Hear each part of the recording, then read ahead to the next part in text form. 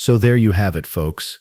After surviving the wildest, wackiest shark encounter in history, you're left holding a totally bizarre trophy, a seaweed-covered thing you swear was once part of a coral reef.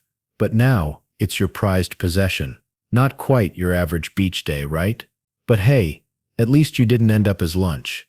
I mean, that would have been a real bummer. Instead, you walked away with the ultimate souvenir, a heart-pounding, unforgettable memory of playing Marco Polo with a shark, a memory that'll last forever. And let's face it, you've got a story for the ages. Forget the usual beach selfies or Instagram pictures. This is next-level stuff. Cue the shark flipping through the water like an underwater gymnast, throwing out some flashy acrobatics like it's auditioning for Cirque du Soleil. Now, as you're standing there, hands on hips, staring at the vast expanse of the ocean, you can't help but chuckle to yourself. Did that just happen? It's one of those surreal moments you'll tell your friends for years to come. And let's be real, who else can say they played tag with a shark? I mean, I can barely keep up with my dog in the yard, let alone an apex predator. But seriously, you think back to that moment when the shark first appeared, its dorsal fin slicing through the water like it was auditioning for Jaws 5, and you can't help but feel a strange mix of fear and awe. You dodged a bullet, or, in this case, a very, very large set of teeth. And then, out of nowhere, you spot the shark swimming by with its fin high out of the water, total subdued vibe on full display. You wave goodbye to your new best friend, who's now rolling over and doing these impressive flips in the water, probably gearing up for his own Shark Olympics.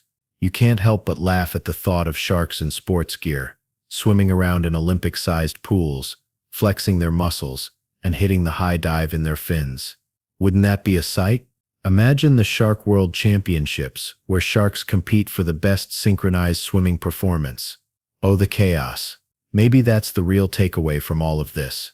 Sharks may look like terrifying killing machines, but when you get down to it, they're just like everyone else, they just want to have fun. And let's be honest, that shark totally seemed like it was having the time of its life. You were its entertainment for the day, and it had no intention of hurting you, just maybe giving you a light boop with its snout to see how you'd react. Seriously though, who would have thought? A playful shark, excited to see your super cool floaties. If you'd told me this was going to be the highlight of my summer vacation, I would have told you to stop trolling. But here we are, and we both walked away from that encounter with a little more respect for the deep blue sea, and maybe even a newfound appreciation for its resident celebrities, the sharks. Now, speaking of sharks and swimming, let's talk about what happened after the shark bumped into you. You know the feeling. You're minding your own business, enjoying a leisurely swim in the ocean, when suddenly, bam, you're sent spinning in a whirlpool. This wasn't just any whirlpool, folks. This was a full-on oceanic spin cycle, a ride that could have given you a major case of sea legs. The world around you starts to spin like you're stuck in a washing machine. But you didn't get mad. Oh no, you laughed, because this wasn't a dangerous shark attack. It was the shark's version of a hug. A very unconventional one, sure, but a hug nonetheless. And, hey, if we're being real, the shark didn't need to ask for a hug. It was just giving one, in its own fantastic way. And here's the kicker. The shark wasn't just all about the hugs. No, it was lonely. I know. Right? Who would have thought the ocean's apex predator would have such a soft side? Apparently there's no one to play Marco Polo with down there, so when it spotted you splashing around and making a scene, it figured, why not bring this human into my world? So yeah, you're now playing the most intense game of Marco Polo ever, with a shark.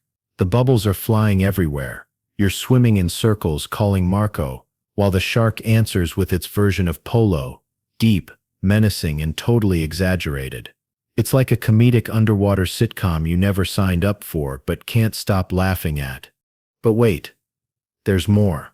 Right when you thought it couldn't get any crazier, the shark suddenly switches gears, and instead of an epic battle of wits and reflexes, you find yourself in the middle of the most ridiculous competition ever, the Shark Olympics. You didn't sign up for this, but the shark's not giving you an option. A makeshift Olympic torch magically appears from nowhere, and you're off to the races. No time to prepare. Just go. because the shark's already ahead of you. And let's just say you might need a little practice if you want to take home the gold. There's a swimming race, a high dive contest, even an underwater seaweed eating competition. And let me tell you, the shark's seaweed consumption skills are top-notch. You might not win the gold medal in this competition, but you sure did get a workout. And let's face it, who knew a shark could make eating seaweed look like an Olympic event? Now, let's pause here for a second and think about what's happening. You're in the middle of the ocean, in this wild, surreal moment where a predator you once feared is now your teammate in the most bizarre sporting event ever. It's a mix of adrenaline, confusion, and absurdity, and that, folks, is the beauty of these unexpected moments. Sometimes the most dangerous creatures in the world show us that there's more to them than just fear and aggression. They have personalities, quirks, and yeah, they can even make you laugh. This is the kind of story you'll tell for the rest of your life. Finally, after all the excitement, the shark gives a victory roar, one that could probably be heard across the ocean, and declares a tie, because why not? You gave it your best shot, and honestly, it had a blast. But don't get cocky, because next time the shark's challenging you to a race through the tunnel of doom, and you have no idea what that means, but you're sure it'll be a wild ride too. And now, as you make your way back to shore, holding your questionable trophy and still catching your breath from the Shark Olympics, you realize something.